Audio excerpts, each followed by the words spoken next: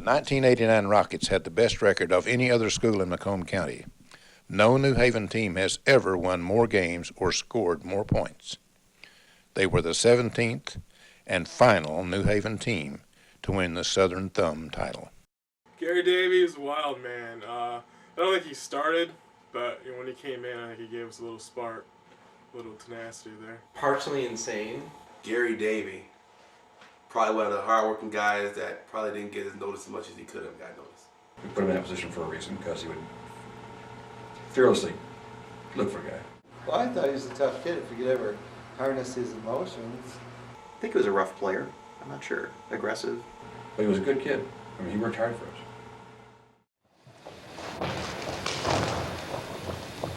My name's David Wyrock. I'm a junior at New Haven High School. I'm 6'2", 220 pounds. I'm an offensive guard and nose guard. I think Dave grew a lot, football-wise and personality-wise. I think he got some confidence from that season. And he could hold his own. I mean, he could, if he had to, he could hold his own. Tough guy. He was his kind of guy. It was no nonsense. Didn't really joke around with us that much, but it was a team player.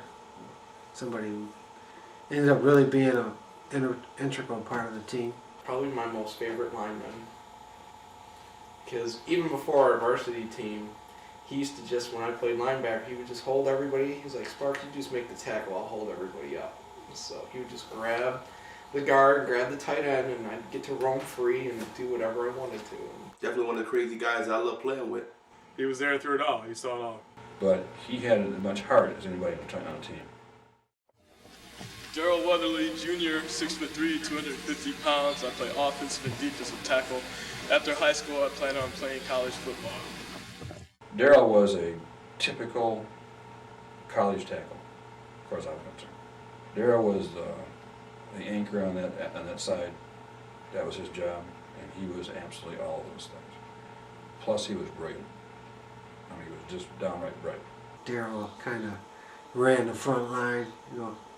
Daryl was probably, between you and Daryl, probably the biggest assets of that team. I remember me and Daryl used to go at it all the time in practice, and Daryl was a tough guy. That probably was one of the cats that I considered probably one of my biggest friends, because we were friends way before football, doing Cub Scouts and all that kind of stuff together. So I know a lot about, I do a lot of things about Daryl, and definitely a guy I'm glad we got to play with, definitely. It's just like in '63, we ran behind Charlie Matthews and Jack Belt, but you guys were bigger and I think you had more of a push. You guys were in the same class as those two tandems. I think from all the football teams that I've seen, New Haven football teams, those were the two best tandems I think we've had. 1-2 punch with Charles Matthews and Jack Belt, and you and Daryl Block. He was a real tackle. Daryl was a real tackle. We were kind of like the cement on that team. We couldn't afford to take you out of a game. The second we took you out of a game, the whole game got changed. So we had to keep you on the field to make sure that they did not run their power side. Marcus came out later on in the season. We ran play 11 on that kid 3 times, okay? And all 3 times he popped up off that ground and said the same thing. Didn't hurt me, didn't hurt me at all. And I tell you what, I respected that in that kid. I enjoyed him on the team because he was always a cut-up. He was always fun, and he would, you just couldn't get him to back down. You got to give the guy credit. He played on our team, and our team was a big family, so he was a part of our family. George didn't see this as a game. George saw this as a street fight most of the time. I remember George tackling a guy by his face mask and almost ripping a kid's head off at the goal line, going in at running back and trying to do the old refrigerator Perry move. He was one of them kind of guys that you'll probably see in an alley fighting somebody, but that guy was a big teddy bear. Now I tell him to his face, "You're a teddy bear." Hello, my name is Terry J. Constantine, and my position is wherever Coach puts me. And I'm 6'1" and 265 pounds. Terry Constantine was the true team player. You're talking about a guy who didn't know whether he was going to get in the game. you know, from game to game and truly loved the game. I had a lot of respect for Terry. Terry was he's the kind of player that every coach wants on this team. We went through elementary school together, you know, spending time in classes and doing things that we did growing up. So Terry Constantine, one of my dear friends, I wish I could see this guy again. Another one of those players that, you know, didn't get the starting time, didn't get, you know, the whole middle time playing on the field, but when they got in there, it was an inspiration to see these guys play. My name is Andy Roberts, and I'm class of '91. I stand 6 foot tall, 211 pounds, and I play defensive and offensive line positions. Now, he took a pounding. You know and I know he took a pounding. Okay? Stuck right with it. He tried, I mean, every single day. Took the same pounding everybody else did. Did all the same things everybody else did. I remember fighting Andy a lot. I remember knocking. He was like my, I guess one of my punching bags at practice. I remember that. But Andy's a good guy. Andy Roberts, one of those unsung heroes on the team, man. Sometimes I know this guy had to feel like a tackling dummy at practice because we tried to knock him the hell out the game sometimes just to toughen this guy up. But he kept getting up, he kept coming back to practice, and he kept wanting to play. You know, hung in there right from the word go and was part of that team. And he walked down the hall with his jersey on, and everybody knew who he was, you know, and nobody messed with him anymore. He had a problem in school a little bit sometimes, but wearing that jersey changed his life a lot. I mean, it gave him a chance to be somebody special, and it made him somebody special. My name is Julius Wilson, co-captain. Tight end is my position, and halfback. Was the neatest, sweetest, nicest kid that ever walked the face of the earth. Julius, if he had probably started earlier, would have been outstanding.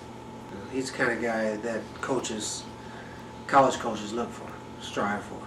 Had the speed, you know, could run, as we saw at K-Pac. You know, out of nowhere, this kid, you know, pops up and takes off like he was, looked like Jerry Rice. You didn't want to throw the ball to nobody. You didn't want nobody receiving the ball. You didn't want nobody taking a kickoff besides Julius Wilson. He was just that kind of kid that just fit into the program. He was pretty quick, you know what I mean? He had, if you saw him standing on the side of the line over there against you, you'd think he was a pro, because he had that look to him, okay? But the nicest kid you ever want, and work hard, would work himself to death.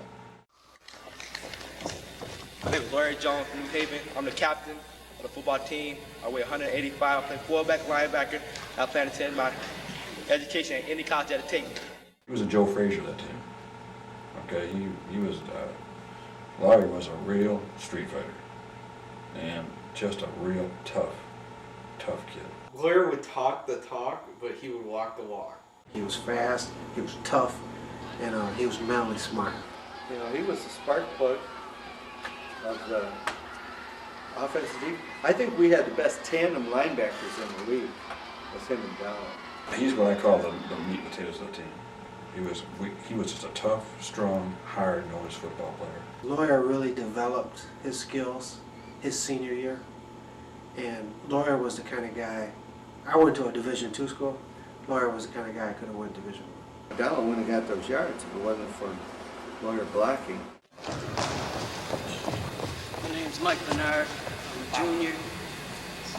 I'm 5'9", 165 pounds, and I play bowling guard. Mike Bernard was another one of those kind of kids that was just an amazing kid. He surprised me, actually. I wasn't sure whether he was going to be able to handle it. He was funny.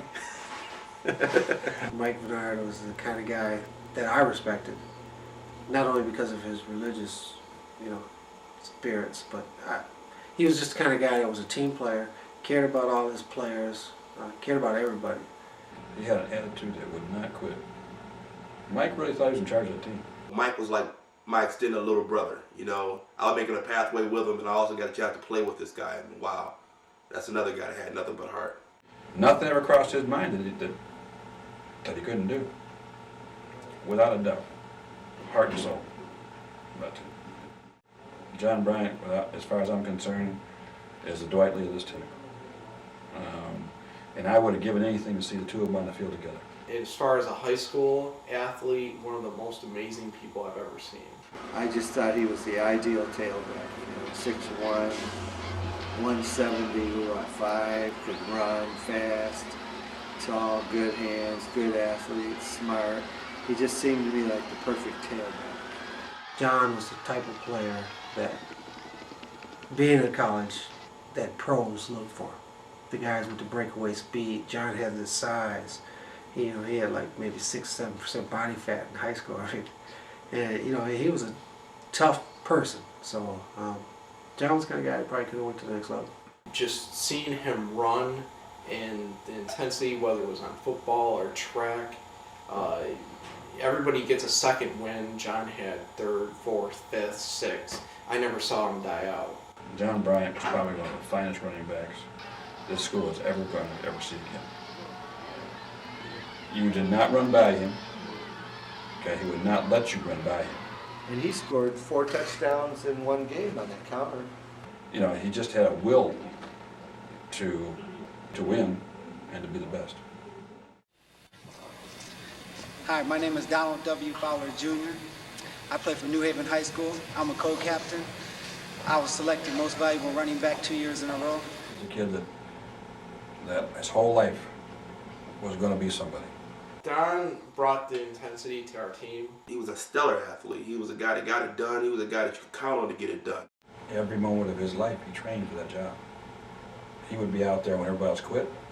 I remember being afraid to tackle him during the door drill on the practice field. You'd always think, this time we're going to get him, this time we're going to get him, but just never could. You always looked foolish trying to tackle him. There was never a time that I ever knew him he didn't play 150% of the time. Everything he played everything he had plus. And his goal from minute one was to play in college and to be the best football player New Haven's ever seen. And he wasn't kidding. He meant it. My name is Greg Spriggs. Weigh 145 pounds. My height is 5'7", and I started defensive halfback. Greg Sparks was a defensive quarterback. He was our safety. He knew everything that was going to happen in the backfield, knew all the plays, he was bright. He's probably the only one on defense that did what he was supposed to do. I mean, he stuck to the game plan. And I tell you what, when this guy hits you, it'll feel like he was getting hit. He was hitting you like his dad was hitting him or something. I mean, this guy could hit, and you wouldn't see it. And very smart. The kid probably weighed, what, I don't know, 150, maybe 160 at the time. If he weighed that much. And he hit you like you were 200, he was 200 pounds. But he was a great defensive back. Interceptions, you name it. I mean, Greg was strong. Kurt was a pretty good special teams player, and he made the difference on a number of the plays out there. He was definitely a welcome cat to our school, and then when he joined the football team, he just even grew even more. So Kurt, I like that guy too, man. Took a lot of pounding. The kid had a lot of nerve. Mike Beaver was nuts. Mike Beaver's a whole different cat. Mike Beaver was flat out, pound for pound, a hitting machine. He was my twin. I'd look over and Mike's there. Both of us would throw ourselves at people.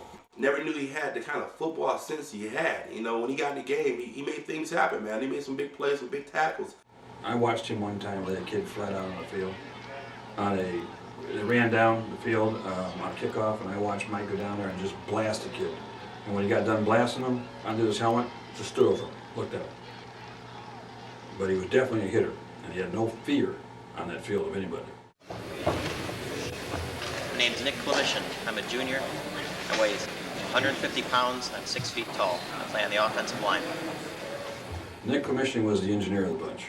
Very smart guy, man. And, he was one of those guys that you would tell him what to do. You could honestly see him analyzing it in his head before he did it. Tough guy, tough kid. Wasn't a starter, excelled in special teams, intelligent guy, obviously, but, he was tough. I think Nick knew every single job on that team, every position on that team. I think Nick played at one time or another probably every position on that team. Brilliant kid, and knew every part of the ins and outs of what you wanted done. If you needed somebody in a position with no screw-ups, you put Nick in. Adam was a decent player, didn't get a lot of playing time, and that's because he had so many good players in front of him. Otherwise, he probably would have been starting. remember in Adam's situation, if he had not had people in front of him that were stronger than him or faster than him, Adam would have been a player on any other team. My name is Robert Curry. I played halfback and nose. I remember him so vividly because he was the tiniest kid we had. He was just little. He ended up just being the best point of his high school career playing football that year. And I remember one time he hit this guy on kickoff, and he was so excited. He lit him up too. Robert was a good guy. Wearing that green jersey was a big deal then. My name is Terrence Van. I'm the captain of the New Haven football team. My position was cornerback, and I plan to further my education in college. Unbelievable. He probably weighed 145 pounds and bench press, 225, 230. Always smiling. That cat had the biggest smiles on his face of all time. So that's Terrence Van. If you had to ask me one thing about him to remember that I can remember about him, is always the biggest smile. Unbelievable for his size. And an absolute street fighter. You were not going to get any ground from anybody at any time from him. He wasn't going to give any ground to him. And he did his job and more. Jason Szymanski. I'm 5'6". I'm a quarterback for New Haven High School, and I'm a punter. This is my last year. I'm a senior. After I graduate, I plan to attend college and major in commercial arts. And Jason was the kind of kid that was smart, another really bright kid, who knew every one of the plays, knew where he was supposed to be, would pay attention.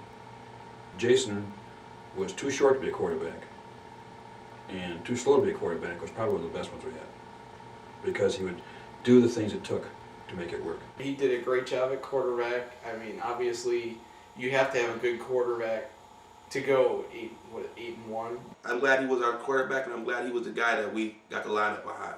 Crazy ass Corky. He was violent. Corky's a police officer right now, and it fits.